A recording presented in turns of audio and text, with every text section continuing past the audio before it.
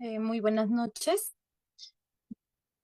Ahora vamos a tocar básicamente lo que es el boom de hoy en día, de en estos momentos. El día de hoy, quien les habla es la licenciada Magdalena Soto Moscoso, de especialidad emergencista, maestría en salud pública. Básicamente esto es un punto muy importante, ¿no? En estos momentos que nuestro país está atravesando, que es la viruela del mono o viruela símica, ¿no? Que estamos padeciendo. No hace mucho hemos terminado de padecer lo que es la COVID-19 y ya tenemos básicamente enseguida este virus, ¿no? Que si bien es cierto, no es tan letal, pero que nos trae muchas consecuencias, muchas secuelas, básicamente, en lo que es el proceso de la enfermedad. Entonces, a ver, vamos a tocar este tema. Hoy en día yo sé que a muchos nos desespera, ¿no? Ya hemos quedado con esa psicosis de desesperación cuando ya nos alarman de alguna enfermedad y que día a día está en aumento, ya estamos iniciando a psicosearnos. La población entera está iniciando básicamente a una psicosis. Y sí, bien fundamentada, porque es una enfermedad que trae secuelas muy importantes y en algunos casos puede ser letal, básicamente. Acá tenemos lo que es la definición por la Organización Mundial de la Salud, en la cual nos dice que es una infección viral causado por el virus de la viruela. Básicamente, sabemos que es primo hermano de la viruela, que pertenece a la familia de ortoporvirus, la misma familia que incluye el virus de la viruela. Entonces, en este caso del virus del mono, básicamente es el virus Mpox.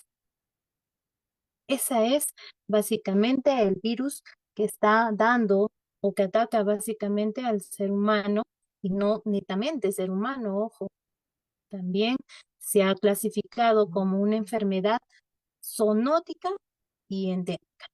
Así está determinada por nuestros especialistas, nuestros médicos infectólogos y por la OMS también, que ya ha dado, ¿no? Una alerta nacional, una alerta de emergencia sanitaria internacional.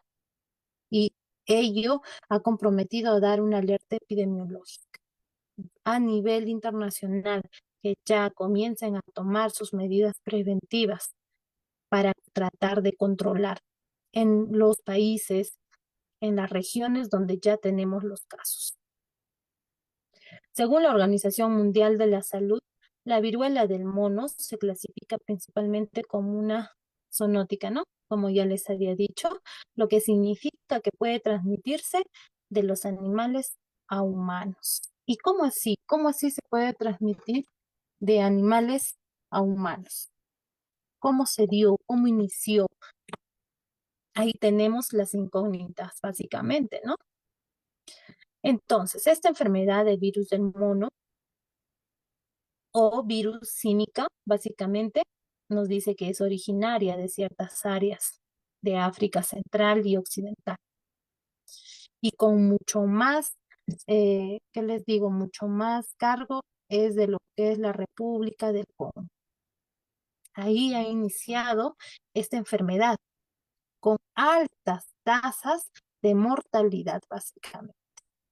Son lugares que, si bien es cierto, subdesarrollados, que tienen factores que van a ayudar a que se expanda este virus, entonces son los más afectados básicamente y enseguida está el África Central y Occidental.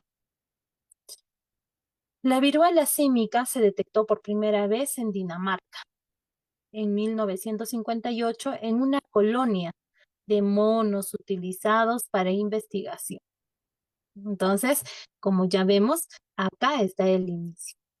Entonces, ha sido en este año donde en Dinamarca se ha tenido estos monos, estos animalitos para hacer las experimentaciones, básicamente que hacen grandes instituciones investigadoras.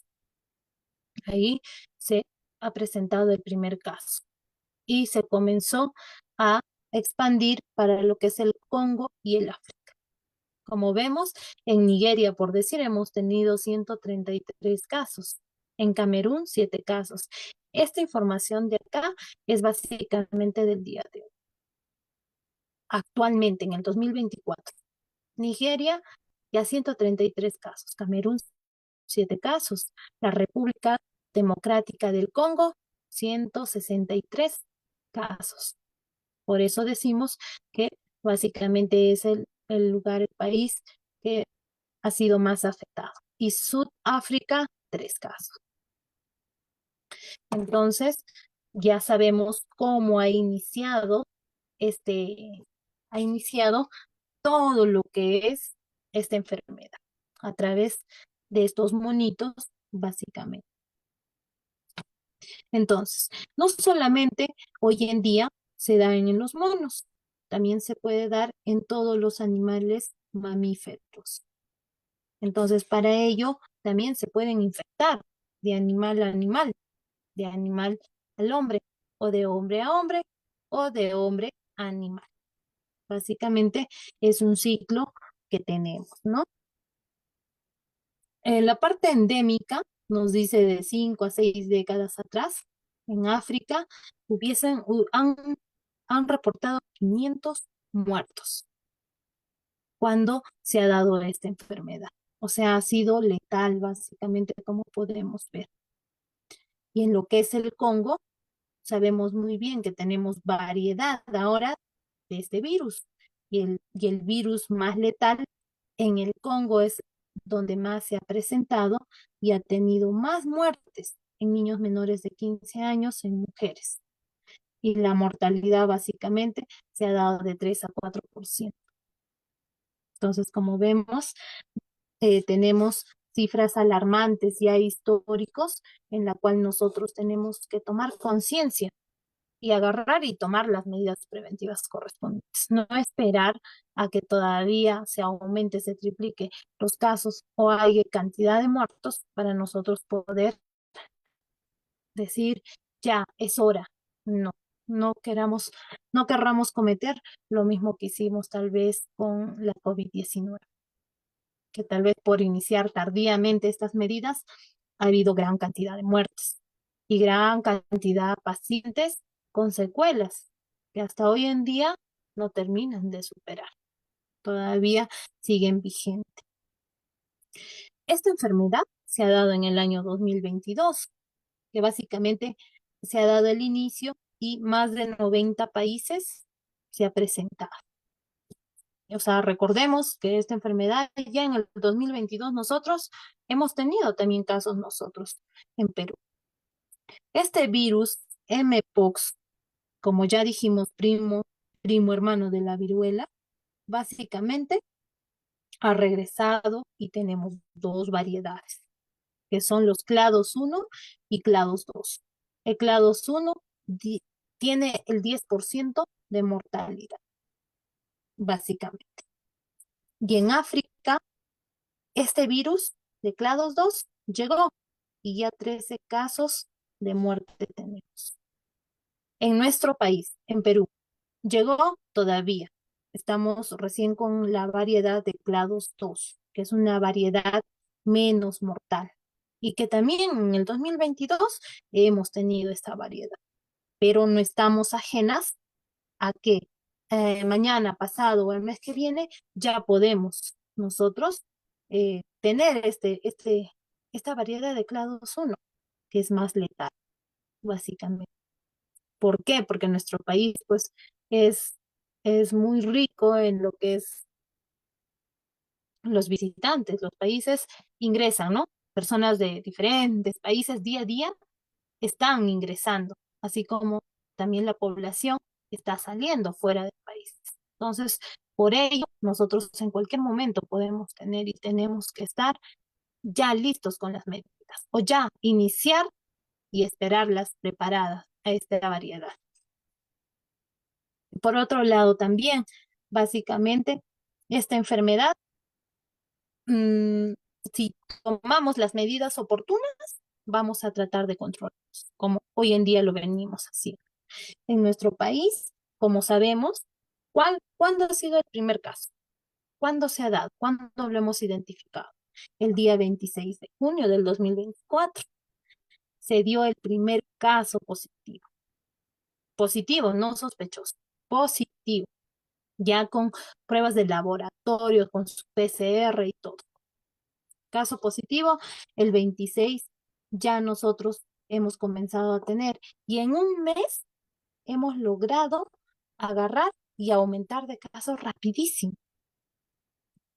Y tenemos 300 casos en diferentes regiones en nuestro país. Entonces, ¿qué quiere decir?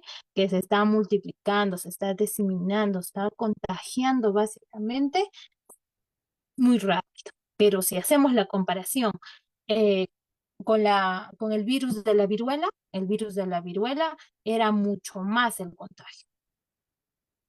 En cambio, este virus símico básicamente no alcanza esta misma tasa de contagio, básicamente. Es menos, pero en nuestro país, como sabemos, es el segundo lugar de contagios. ¿Qué quiere decir? ¿Y quién está en el primer lugar? Brasil. Brasil está catalogado en primer lugar y Perú en segundo lugar en todo lo que es América Latina. También tenemos, por decir, en España, no es que nosotros nomás tengamos, no. España, por decir, tiene 264 casos, pero leve nada más todavía. ¿Qué quiere decir? Que todavía no ha llegado la variedad de los clados 1, porque esa es la más letal, básicamente. Entonces, tenemos que activar ya nuestros controles en aeropuertos. Los aeropuertos es el punto clave acá para agarrar y tal vez cerrar el traspaso de contagio, no cerrar el aeropuerto, sino cerrar el traspaso de contagio, bloquear y así no poder básicamente pues tener las variedades, ¿no? Ahorita de clados 1. Entonces, sabemos que en el 2022 hemos tenido 4.000 casos en nuestro Perú. 4.000 casos que en esa oportunidad no lo hemos tomado tanto importancia, pero sí hubo, de los cuales de ellos, 5 fallecidos. 5 nada más, como vemos. Y en el 2024, ¿cuántos casos tendremos? Pues hasta el día de hoy vamos con 33 casos y 0 muertos. ¿Qué quiere decir? Que estamos controlando. Estamos tratando de que se controle y las personas que se están complicando son atendidos básicamente. Y para tratar de cortar el contagio, de que se produzca la enfermedad, tenemos una vacuna, ¿no? Tenemos una vacuna. Si bien es cierto, esta vacuna es básicamente también, eh, es producida, ¿por qué país? Japón. Japón es el productor de esta vacuna. Entonces, esta vacuna básicamente es la misma que se utilizó hace décadas atrás, lo que es el virus de la viruela, que es muy buena y está haciendo frente hoy en día en estos casos. Entonces, viendo todo ello, vamos a pasar a ver cuáles son los factores de riesgo. Nos dice, el contagio de la viruela del mono básicamente va a ser, ya hemos dicho, de persona a persona, puede ser de animal a persona, o de persona a animal, o de animal a animal, por contacto directo. Recordemos que es contacto directo. Entonces, las lesiones de piel a piel es un factor de riesgo. Los fluidos tanto producidos a través de unas relaciones sexuales o fluidos corporales, nada más, también es otro medio de contagio. Gotitas respiratorias de tos, en este caso, no. En este caso, no es tanto. Sí, también, pero es mínimo. No es que ya está tosiendo el paciente por las gotitas, no se van a dar a un 100%.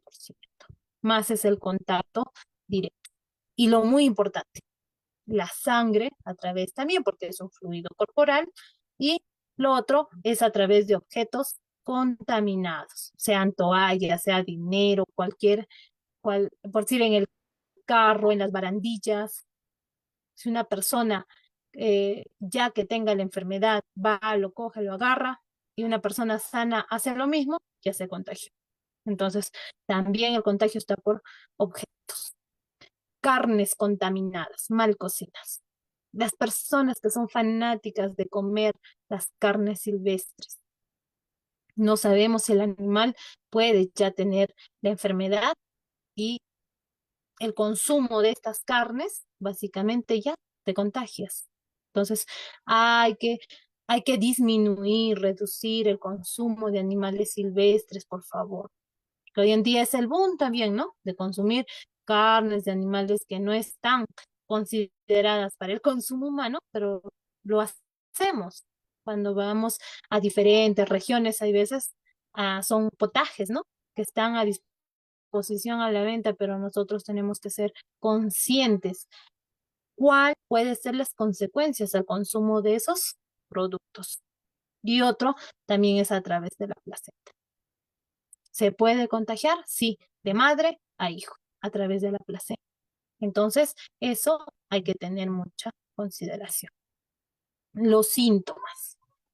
¿Qué hablamos de los síntomas? ¿Cómo nosotros vamos a agarrar y vamos a decir, sí, esto es un virus del mono, o puede ser otro tipo, ¿no? De infección, otro tipo de enfermedad? ¿Qué es lo que tenemos que ver? Tenemos que ver la inflamación de ganglios. Básicamente, se va a presentar como un resfrío común.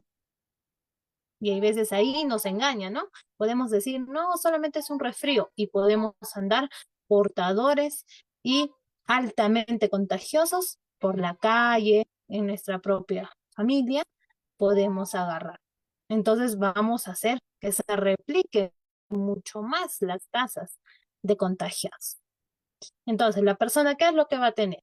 Dolor de cabeza, va a haber fiebre, malestar general, dolor en la espalda baja, también va a haber cansancio y inflamación de ganglios linfáticos.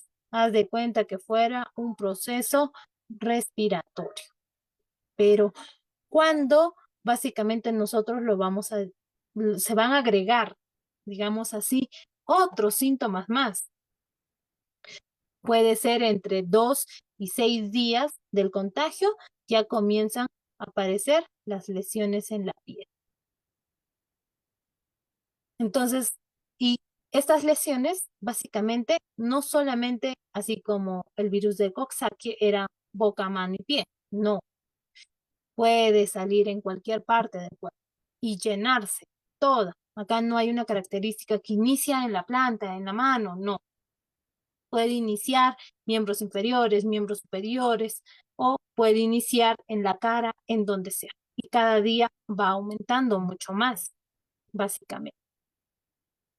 Entonces, ahí nosotros ya prácticamente a través de síntomas diagnosticamos, pero no solamente nos quedamos ahí, tenemos que hacer una prueba de laboratorio. ¿Y cómo se saca esa prueba de laboratorio? Es de esas lesiones, se hace un hisopado y se saca una muestra. También se puede sacar la costra de la heridita, ¿no? Que ya está en proceso de secado.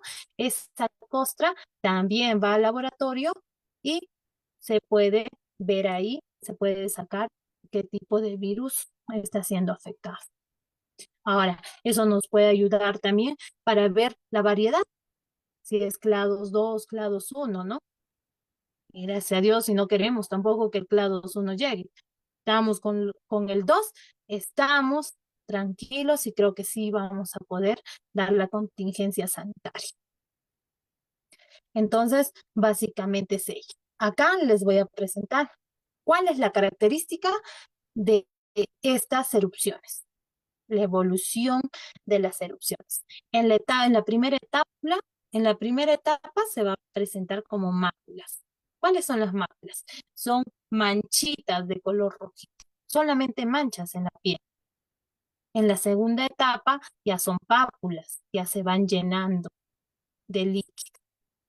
En la tercera etapa van a ser vesículas, ya básicamente son más gorditas, ¿no? La acumulación de líquido ya es mucho más y es más notorio, más gustoso también. Y en la pústula, básicamente, ya es un acúmulo de pus. Y la quinta etapa tenemos la costra, ya cuando el secado, el secado de estas erupciones y quedan, ¿no? Quedan así como que son manchas muy grandes, básicamente, porque estas erupciones son grandes, no son pequeñas, no son como una varicela o una sarampión, no, son grandes lesiones que se forman en la piel. Y lo más característico, que es súper doloroso, entonces eso básicamente son sus características de las erupciones para poder diferenciar, ¿no? De otro tipo de enfermedad. Ahora, también nos han, los infectólogos básicamente ya, ¿no? Que vienen ya trabajando en esto, cuando tenemos una variedad de clados 1, nos dice que las erupciones salen generalmente en las partes perianales, partes genitales. Ahí básicamente son el inicio de estas erupciones. Entonces ya es una característica por ahí que podríamos decir es, ¿no?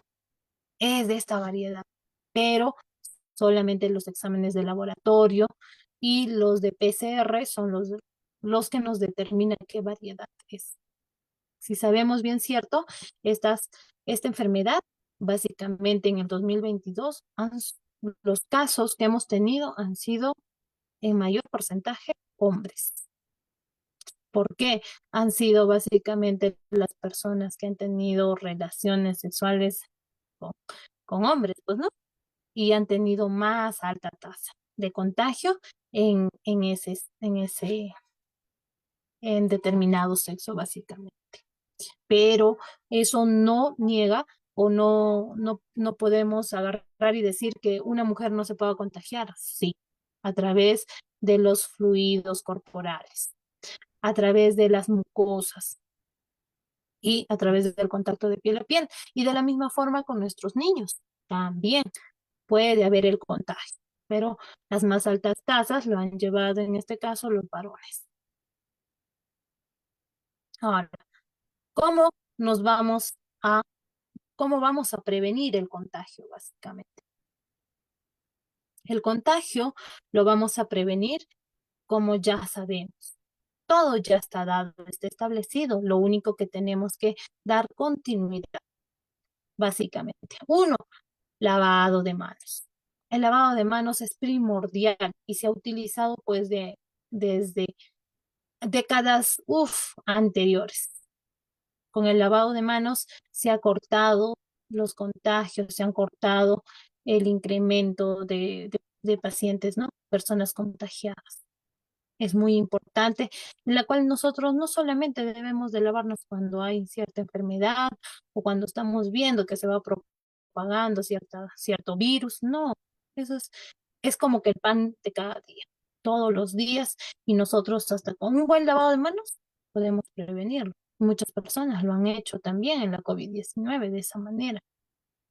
Lo otro, no toques lesiones. Esta enfermedad es de contacto directo, ¿no? Que tú toques. Entonces, no tocar lesiones, ni con esas características ni otras, ¿no? Hay que hacer un poco más explícitos en este tema. Lo otro es usar mascarillas. Sabemos que las gotitas de flujo también salen, ¿no? A través de las vías respiratorias. Son microscópicas, no las podemos ver, pero nosotros ya nos estamos contagiando por ese lado. Evitar el contacto físico, mantener el aislamiento social en personas que tienen ya la enfermedad. Nuestra enfermedad va a durar de 2 a 3 semanas. Prácticamente es un mes, de 21 días a un mes. Todo el proceso, desde el primer día de contacto con la persona, con el animal o con el objeto infectado que contenga el virus Mpox. Entonces, desde ahí inicia hasta los 21 días. Entonces, nosotros tenemos que ser conscientes. Llamo eso a reflexión a toda la población. Tenemos que tener la conciencia de si tenemos la enfermedad, vemos que tenemos las características, algunos síntomas, nosotros ya debemos de agarrar y de irnos a algún establecimiento de salud del Ministerio de Salud para podernos hacer atender y descartar, ¿no? Puede ser o como sí o como no. Y si fuera positivo, tenemos que tener ese nivel, esa capacidad de poder resguardarnos en casa, de aislarnos. No con eso, nosotros estamos, eh, que ya va a ser fatal. No, en la época de COVID fue así, ¿no? Persona que ya estaba contagiada, uy, ya ni le hablamos, lejos, que ni respire, ni verlo. Pero no, hoy en día podemos controlar, sino la conciencia para no aumentar los casos. Tenemos que recortar básicamente el medio de contagio. Guardar en casa, si sabemos, si bien es cierto, es un virus, no porque me van a poner algún medicamento, alguna ampolla o algo, se me va a cortar, se me va a pasar. Tiene que cumplir su proceso. ¿De cuánto? De 21 días hacia un mes. Ahora, ¿en qué etapa es más contagioso? Tal vez, ¿no? Como no, como en algunas enfermedades, tienen algunas etapas donde es más alto el contagio y de ahí nos dicen que no, ya no es contagioso, es mínimo, no. En este caso, desde el primer día de contacto hasta que se caiga la costra de las erupciones, es contagioso. ¿Qué quiere decir? Que no nos da chance a nada. Entonces, nosotros tenemos que ver ese periodo, tenemos que guardar un aislamiento en casa para reducir todo ello. Si bien es cierto, también tenemos los síntomas, como ya habíamos dicho, eh, pueden presentarse, o como no también. Hay pacientes que han presentado nada más las erupciones, pero no ha habido ese proceso gripal que pareciera, no hubo. Entonces, eso hay que tener mucho cuidado. Nunca todas las personas van a presentar las mismas características de síntomas. No, somos muy diferentes. Recordemos que cada ser humano, cada persona es un mundo muy diferente. Nuestra fisiología de cada uno es muy diferente a otro. Entonces, puede haber pacientes que sí presenten todos los síntomas, algunos solamente unos cuantos, así como solamente erupciones y no hubo fiebre, no hubo nada. Entonces la persona normal está caminando, está yendo, está haciendo su rutina diaria normal, pero esa persona es altamente contagiosa, está contagiando básicamente. Y como personas que primero puede aparecer las erupciones y después viene recién el proceso gripal, ¿no? Esas características del proceso gripal. Entonces, no nos basemos en el orden. Ah, yo tengo que tener primero el proceso gripal y después el otro. No, va a depender de cada persona, de cómo pueda presentar. Ahora, recordemos que tenemos grupos de riesgo. Estas personas que tienen grupos de riesgo, a veces tienen complicaciones mucho más. Son las personas que más se nos complican y que llegan a hospitalizarse. Entonces, por ende, nosotros tenemos que cuidar a esas personas. Si en casa, en la familia, tenemos personas inmunodeprimidas, con defensas bajas, personas con cáncer, personas con problemas de corazón, de riñón, personas con VIH, personas que tengan problemas con la inmunodepresión, básicamente tenemos que cuidarlas. Esas personas tienen que tener el doble de cuidado, básicamente. A medida que este virus pueda ser atacado, ese tipo de persona, ese tipo de huésped, básicamente es más letal, tiene más consecuencias, más secuelas, y esas personas son las que van viniendo hospitalizadas. Si una persona está bien, no es inmunodeprimida, buenas defensas, buena alimentación, buen todo, estas personas básicamente solamente están pasándolo en casa, con un aislamiento en casa. Entonces, ellos no requieren hospitalizarse, porque también tenemos que ver y tenemos que ser conscientes que nuestro sistema de salud, para poder hospitalizar tanto a las personas tal vez que no lo requieran y a las personas que sí lo requieran, no se tiene esa capacidad al 100%. Entonces, no es necesario que persona que dé diagnosticado positivo del virus del mono sea hospitalizada. Si no tiene factores de riesgo adicionales y no presenta complicaciones, simplemente lo está llevando en casa. Espera que termine el proceso y básicamente termina todo bien. En cambio, las personas que tengan sí alguna condición, ellos sí están presentando y están siendo hospitalizados. Entonces, viendo en ese caso, tenemos que tomar, por favor, todas las medidas de prevención, de protección para nosotros, para los demás. Recordemos que no solamente tenemos que pensar en nosotros, nosotros tenemos que aprender como ser humano a cuidarnos entre nosotros. Nosotros podemos estar sanos, fuertes, tener una buena inmunidad, pero la otra persona tal vez no, tiene algún factor adicional más. Y nosotros podemos agarrar y hacer que sea mucho más letal para esa persona. Entonces, la conciencia en ello, por favor, para poder realizar todo lo que es el proceso de diagnóstico. Y recordemos también que esta enfermedad no tiene cura, no hay antibiótico. Ojo, es un virus, el antibiótico no funciona, así que no busquen por ese lado, porque no se va a cortar, solamente se maneja los síntomas. Se va a administrar antipiréticos, antihistamínicos, para el dolor, antiinflamatorios, por ahí, pero nada más.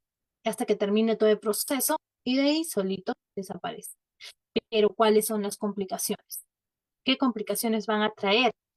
Ya, yo he dado, me ha salido positivo, me he ido a casa, está aislada, tranquila, un poco. ¿Qué dijimos?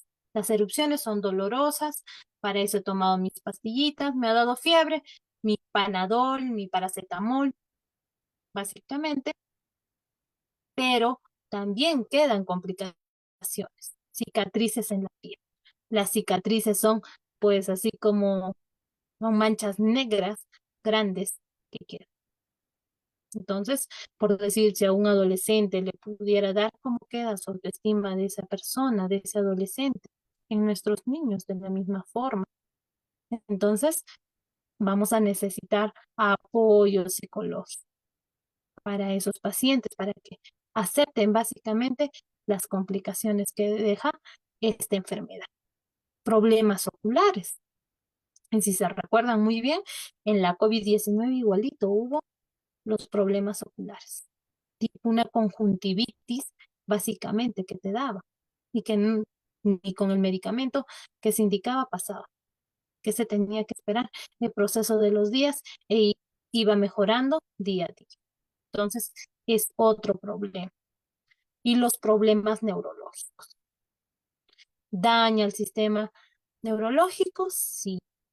Similar, parecido que la COVID. Sí, muchas personas han quedado con problemas neurológicos que hasta hoy en día no pueden superar, pero ellos luchando día a día están tratando de poder olvidar, no olvidarnos, sino de aprender de todo lo que pasó para no volver a cometer los mismos errores ahora, de aceptar la condición que terminó en esa persona. Y lo otro es la fatiga y la debilidad. Si bien es cierto, todas las personas que han sido hospitalizadas y han tenido una COVID-19 muy grave, han quedado con esta fatiga y debilidad.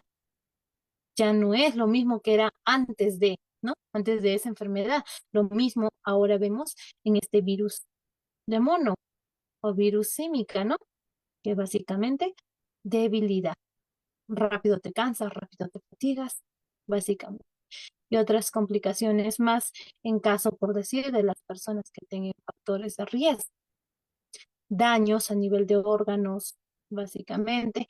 Y la otra es la muerte, pues, ¿no? La más letal que tenemos, que esa persona tal vez no pueda soportar a todo este proceso y por el factor condicionante que tiene, puede pues morir. Es el deceso final y más lamentable que nosotros podemos tener, básicamente. Entonces, eh, tenemos ahora, ¿no? Las informaciones, uy, ya están plasmadas en los medios. El día a día, ya hay personas que nos van preguntando cómo vamos a hacer, si esas vacunas, la vacuna nos va a llegar. Ya están preguntando hoy en día, ya en todos los establecimientos hospitales de lo que es Ministerio de Salud, la vacuna. Y ya están viniendo las personas. ¿Por qué? Porque ya se está haciendo un pánico social. Pero si bien es cierto, las vacunas no están a disposición de toda la población. Ojo, solamente ahorita, como tenemos en nuestro Perú, quienes registran los casos, básicamente principal, Lima. Ellos sí tienen, pero tienen en poca cantidad, básicamente. Eh, Anterior, si recordamos en el 2022, básicamente solamente se ha producido 15.000 en lo que es las vacunas, 15.000 vacunas. Pero para poder nosotros dar una contingencia sanitaria adecuada se necesitaría 10 millones de vacunas, la cual estas vacunas, como les decía, son japonesas y se han dejado de producir. No se produjeron más, se cortaron. Ahora lo que está haciendo el laboratorio japonés es volver a iniciar y nos dice que sí nos puede proporcionar, pero no alcanza la producción. Entonces, estas vacunas solamente están determinadas en contacto, las personas que han tenido contacto directo con casos positivos. Y básicamente, Lima lo tiene. Nuestra región Junín todavía no. Gracias a Dios no tenemos todavía ningún caso, entonces no tenemos esas vacunas o ya las personas que tengan factor de riesgo, son las primeras en preguntar, ¿no? Tenemos ya la vacuna, vacúneme ya, antes de que llegue, antes que me dé la enfermedad. Pues no tenemos. Entonces esa es la explicación, porque no tenemos producción, no hay lotes de producción, solamente es mínima. Ahora, distribuidos esos 15.000 a nivel de todo, a nivel del mundo, todos los países, y en este caso, como ya les decía, el Congo, África, que tienen mucho más casos, son más letales, básicamente están siendo distribuidos por prioridad, por necesidad, básicamente. Y lo otro, también para poderles llamar a la reflexión, ¿no? La alimentación, no nos olvidemos, la alimentación es algo básico hoy en día. Tiene que ser una alimentación, hay que tratar. Yo pienso que todo el país a nivel mundial trata de poder tener una alimentación saludable, porque no hay ningún país que diga, uff, yo tengo una alimentación exitosa, saludable al 100%. No, es mentira. Entonces nosotros tenemos que tratar en lo posible de agarrar y de tener una alimentación balanceada, menos productos procesados, las comidas chatarras, las frituras, no nos ayudan en nuestra inmunidad. Tenemos que tratar de consumir elaborados en casa, artesanales, los productos artesanales y no tanto, ¿no? Los envasados, porque por ahí nos daña y no tenemos una buena alimentación. Nuestra alimentación es un escudo en caso de nosotros. Es un escudo que nos va a ayudar. a tener buena inmunidad. Y lo otro, no nos olvidemos, la parte emocional. Ya, yo soy una persona bien alimentada, trato de llevar lo mejor que puedo en mi alimentación, pero mi estado emocional está pésimo, bajo. ¿Esa persona también será un factor de riesgo? Sí. El mismo hecho que una persona esté ansiosa, esté estresada, esté triste, es una persona que baja la inmunidad en ese proceso, básicamente.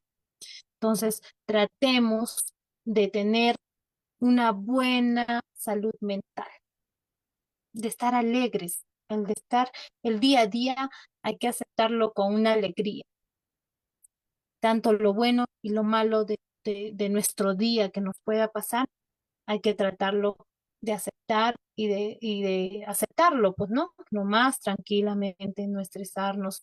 Yo, en este mundo que hoy en día es todo robotizado, todo estamos a la rutina, ¿no? A la demanda del día a día, de todo el crecimiento poblacional tecnológico. Y todo hace ello, que nosotros lleguemos a un medio de estrés, de ansiedad, y en ese momento ¡fum! Se nos baja nuestras defensas. ¿Somos presa fácil para este virus? Sí. Entonces tenemos que ver mucho en cuenta nuestra salud mental, que es también algo muy importante.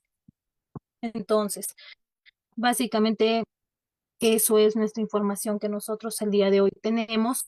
No hay que alarmarnos. Les llamo que no se alarmen, pero que sí tomemos las medidas de prevención, que ya las conocemos, ya la hemos practicado. En algunos casos tenemos que retomar solamente y tener el cuidado, la prevención para no llegar a estas complicaciones. Y hay que agarrar, hay que ayudar a las demás personas.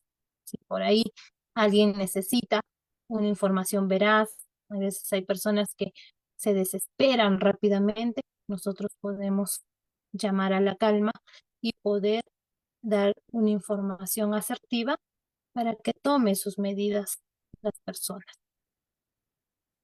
De todas maneras, se le da se le da el agradecimiento al Centro de Capacitaciones de Innovación Global por permitirnos estar con ustedes el día de hoy, por permitirnos tocar este tema que para muchas personas todavía tenemos dudas. Y yo sé que las dudas van a seguir habiendo, pero tratamos de dar la información más certera, más veraz, para que ustedes tengan la comunicación asertiva, básicamente.